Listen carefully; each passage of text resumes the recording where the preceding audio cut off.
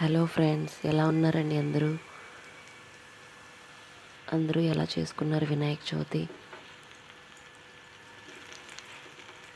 ఈరోజు నేను వినాయక చవితి అయిన నెక్స్ట్ డేది ఇది మార్నింగ్ బ్రేక్ఫాస్ట్లోకి సేమియా ఉప్మా చేస్తున్నాను.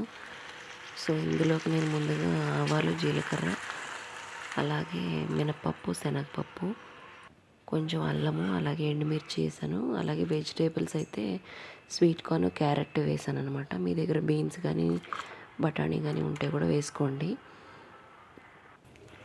తర్వాత ఇక్కడ ఒక గ్లాస్ సేమియాకి గ్లాసున్నర వరకు వాటర్ పోసాను.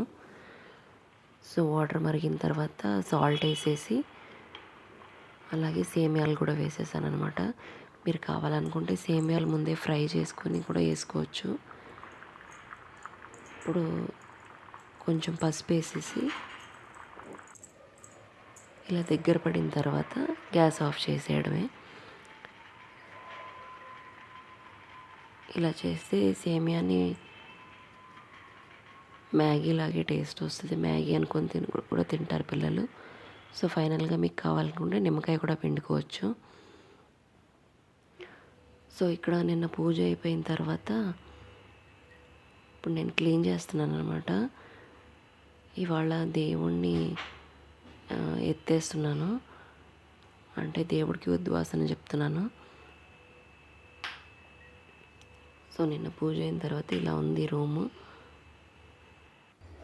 తర్వాత చుట్టూ ఉన్న దేవుళ్ళ దగ్గర ఉన్న పువ్వులు కానీ పత్రి కానీ అన్నీ తీసేసి ఇలా తీసేసి పెట్టాను. తర్వాత ఇప్పుడు మనం మామూలుగా రోజు ఎలా అయితే పూజ చేస్తామో అలాగా చిన్నగా పూజ చేయొచ్చు. దీపం పెట్టేసి అగరత్తులు వెలిగించేసి పంచోపచారాలు అంటాం కదా, అలాగా చిన్న బెల్లం ముక్క కానీ ఏదైనా పండు కానీ నైవేద్యం పెట్టేసి దేవుడికి హారతి ఇచ్చేసిన తర్వాత వినాయకుడి దగ్గర ఉన్న పత్రి పూలు అన్నీ కూడా తీసేసి ఇలా ఒక కవర్లో వేసేసుకుని తర్వాత వినాయకుడిని 3 సార్లు కదిపేసి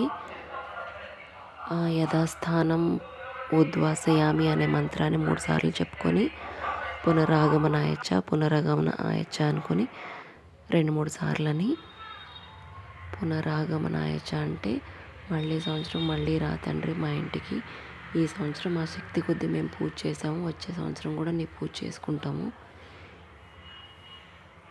యథాస్థానానికి వెళ్ళి రా తండ్రి అని చెప్పుకుంటూ 3 సార్లు కదిపి ఇలా మొత్తం తీసేసి ఒక కవర్లో పెట్టేసుకోండి. ఒకవేళ మీకు మంగళవారం సెంటిమెంట్ అలా ఉంటే బుధవారం చేసుకోండి.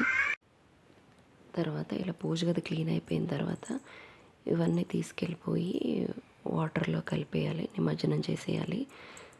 లేదు అంటే మీ పెరట్లో ఏదైనా చెట్టు కింద పూలు పత్రి పెట్టేసి ఎవరు తొక్కని చోట గణపతిని మాత్రం ఒక బకెట్ వాటర్లో కలిపేసి ఆ వాటర్ కూడా మొక్కలకు పోసేయండి. అంతే అండి, ఇలా చేయొచ్చు. పసుపు విఘ్నేశ్వరుని కూడా తులసి కోటలో పెట్టేసుకోవచ్చు. నేను ఇలా చేశాను. మీకు నచ్చితే మీరు ఫాలో అవ్వండి. Thank you for watching.